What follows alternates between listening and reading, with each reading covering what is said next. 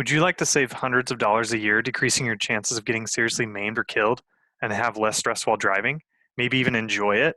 Let me ask you another question. Can you count to four? My name is Kevin Thompson, and a few years ago I became a certified defensive driving instructor through the Smith driving system, and I'm here to tell you it changed my life.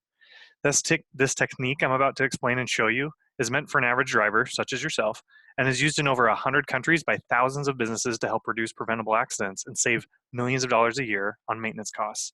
There are several steps that Smith System teaches, but the one I will be sharing with you today, if you were to implement, would guarantee you all the things that I mentioned before. Today I'll be going over the problem caused by following too closely and what's it really costing you. I will then go over what you can do about it and the benefits from increasing your following distance and help you understand why you should be doing this. Let's start with talking about the problem of following too closely. The National Highway Traffic Safety Administration, or NHTSA, reports that speeding-related deaths and distracted driving account for over a third of the traffic fatalities in 2016. That's also a rise from the previous year. So there they are, the two big killers, speed and distraction. Why does that make me sad? Besides the obvious, because we can do something about it. I'd like to show you a picture my son drew of the back of a car. Now imagine yourself behind the wheel of your vehicle, and this is the car in front of you. Now imagine you're at a stop sign or a stop light and the light turns green. Suddenly you're moving and you're stuck behind this guy. How close do you follow him? Does he look like this? How about this? How about this? Especially in light and medium traffic, this is a pretty common following distance. Now, let's do a little experiment. Don't be shy.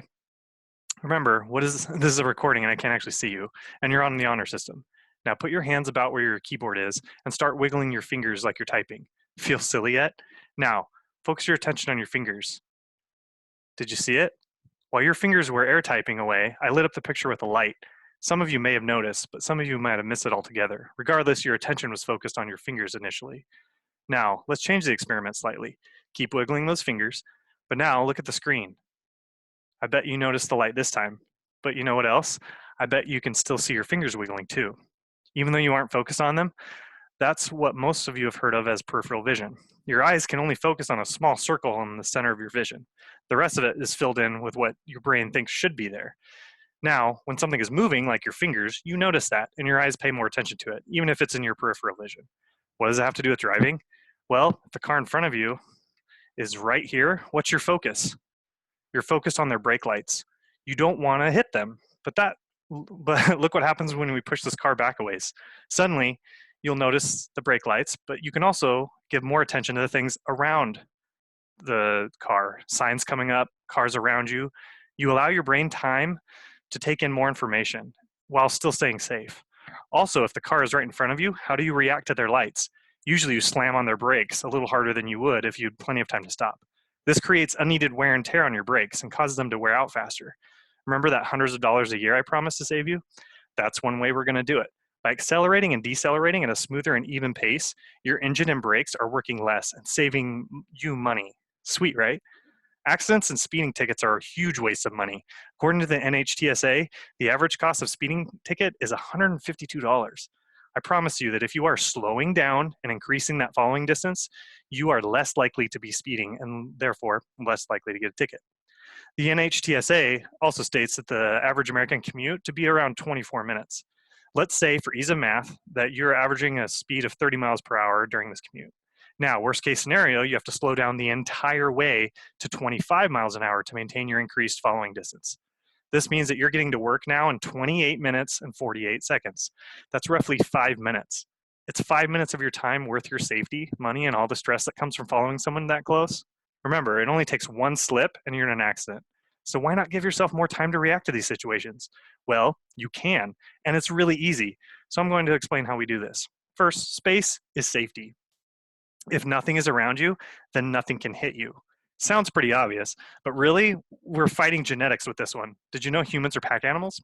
We walk in groups, we sit in groups, we even drive in groups. Have you noticed that? I'm sure you will now. And if you start to implement this, you'll notice it even more.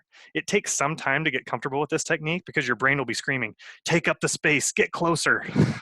I do have to caveat this with the fact that this requires motion. If you're in bumper-to-bumper traffic, the chances of you getting a speeding ticket or dying from getting hit are relatively low. So this only applies to situations where you're actually moving. Why do I mention this? Because we also have to fight the other genetic disposition that most of us have.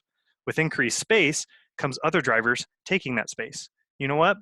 What's wrong with that? You slow down for a few seconds, then get back to maintaining your 4 seconds of following distance. People who cut in aren't getting anywhere faster. They just want to become part of the pack or trying to get around everyone. There are times when I'm driving on the freeway and I see a giant blob of cars in front of me and a few cars behind me, and I'm sitting there 4 seconds of space in front of me and nobody is around me. It's amazing. And here's all it takes. I'm sure you can count to 4. That's half of what you need to know in order to implement this. The other is picking an object to the road for our little experiment. Now you pick a stationary object in front of you. When the car in front of you passes it, you start counting 1, 2, 3.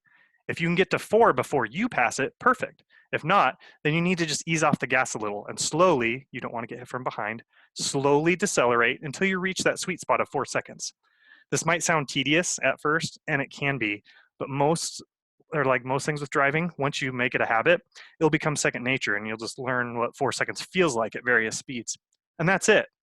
Remember that scenario of losing 5 minutes on your commute? That's the worst case. I've personally found it to be much less than that, if noticeable at all.